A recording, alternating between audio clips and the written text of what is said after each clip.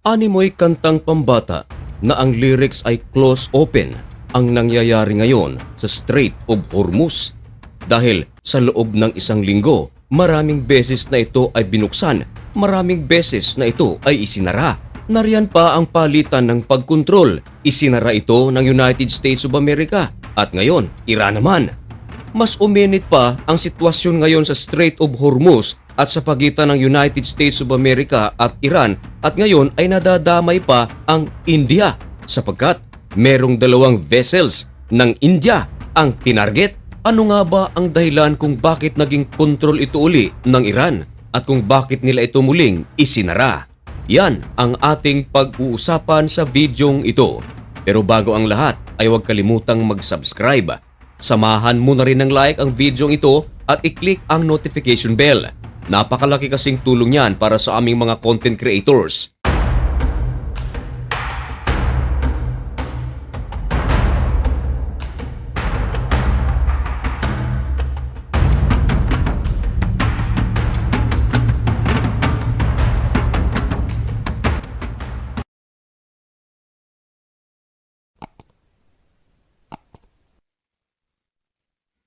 Maligayang pagbabalik mga kaibigan. Kumusta kayong lahat? Ngayon ay April 19, 2026 at nagbabaga na naman at napakabagong balita ang ating ihahatid sa inyo. Ito ay tungkol sa pinakabagong kaganapan sa Strait of Hormuz. Nito lamang nakaraang linggo ay nagkaroon ng pag-uusap ang panig ng Amerika at ng Iran sa Pakistan. Umuwi ang magkabilang panig na walang kasunduan ang nangyari.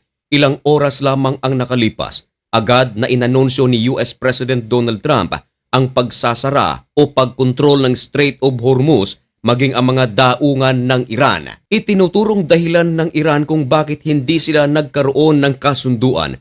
Ito ay sa patuloy na pag-atake ng Israel sa Hezbollah ng Lebanon. Pero ilang oras lang din ang nakalipas. Biglang itinigil ng Israel ang kanilang pag-atake sa Hezbollah ng Lebanon sabay anunsyo na magkakaroon sila ng 10 temporaring araw na tigil putukan.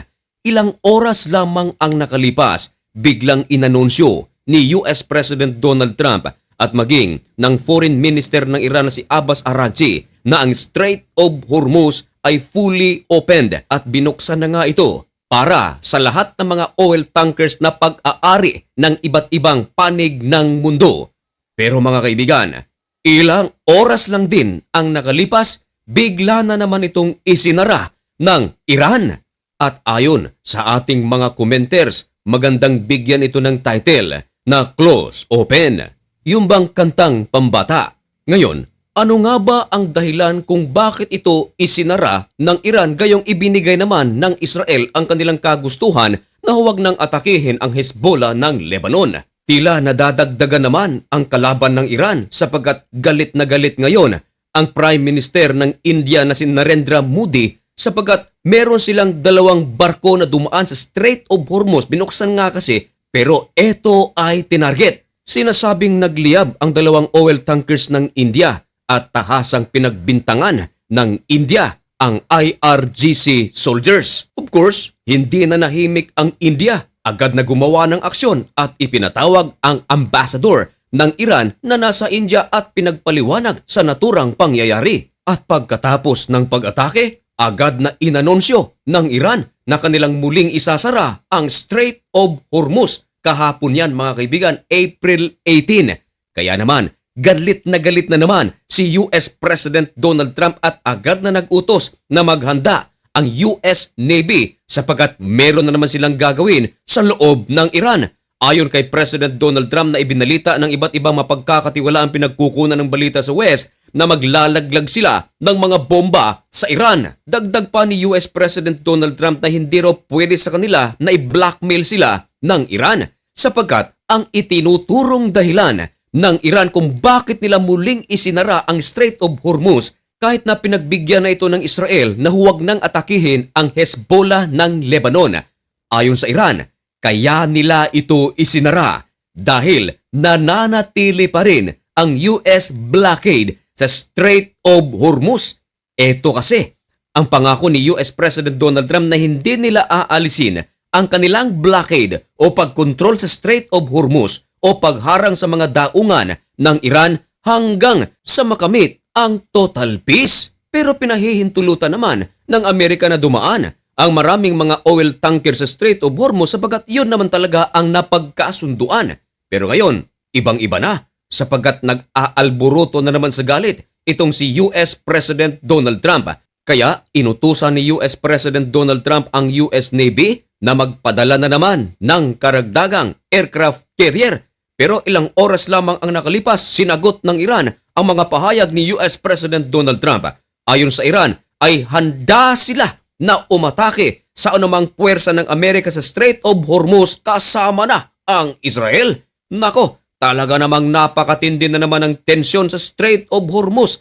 Nagbunye na sana ang maraming mga tao. Nagbunye na sana ang maraming mga bansa sapagkat malaya na ang kanilang mga oil tankers na dadaan sa Strait of Hormuz. Makakaginhawa na sana ang maraming mga bansa sa Middle East at maging sa Asia mula sa pagsipa pataas ng mga presyo ng crude oil at petroleum products. Dito nga sa Pilipinas ay naibalita ang malakihang rollback. Pero paano ngayon ito mapagpapatuloy ang pag-rollback gayong inanunsyo na naman ng Iran na muling isara ang Strait of Hormuz?